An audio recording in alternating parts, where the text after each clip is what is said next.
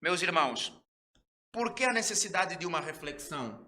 Paulo fala, porque todas as vezes que comerdes este pão e beberdes o cálice, anunciais a morte do Senhor até que ele venha.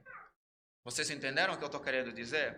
Se ao participarmos da mesa do Senhor, nós estamos anunciando a morte do Senhor e ao mesmo tempo anunciando a sua vinda, imagina você participando, mergulhado em teus pecados.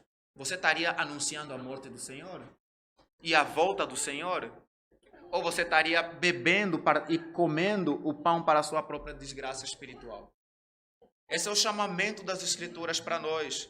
Nós precisamos fazer essa reflexão, porque ao participarmos, nós estamos dizendo ao mundo: Jesus Cristo morreu por nós. Jesus Cristo morreu para nos salvar. E Jesus Cristo foi para o céu, ele ressuscitou. Ele não continua lá, ele ressuscitou, subiu aos céus. E ele voltará para morar conosco eternamente. Nós somos seus filhos, seus súditos, seus servos. E nós viveremos no novo céu e na nova terra. Toda essa expressão doutrinária é dada ou afirmada quando nós participamos na ceia do Senhor. Uma simples celebração tem todo esse conteúdo doutrinário e bíblico que é expresso.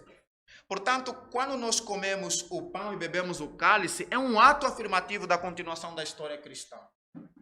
É um ato afirmativo da continuação da história cristã. É como se nós estivéssemos dizendo mais ou menos o seguinte: nós, membros da igreja presbiteriana do bairro Belvedere, tal como a igreja lá do passado, da perspectiva passada que vimos, cremos pela fé na morte e na ressurreição de Jesus Cristo. Por isso nós anunciamos a morte do Senhor Jesus quando participamos da ceia. Mas cremos também na sua segunda vinda até que ele venha. Nós estamos fazendo esse ato afirmativo de declaração de fé, da continuidade de toda a história cristã, quando nós participamos na ceia do Senhor. Por isso, é uma celebração, é um rito importante. É um rito importante que deve ser levado em conta.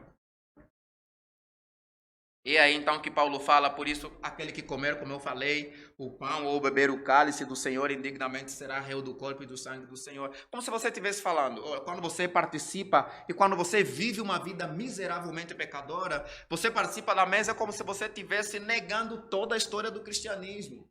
Como se você estivesse negando o sacrifício de Jesus Cristo. Como se você estivesse levando a sua vida cada vez mais para mergulhar no pecado. Dessa forma, o nosso relacionamento com a igreja do passado é estabelecida quando nós entendemos que os mesmos valores e as mesmas convicções que eles tinham quando participavam da ceia devem ser as mesmas convicções que nós devemos ter ao participarmos da ceia hoje, no século XXI.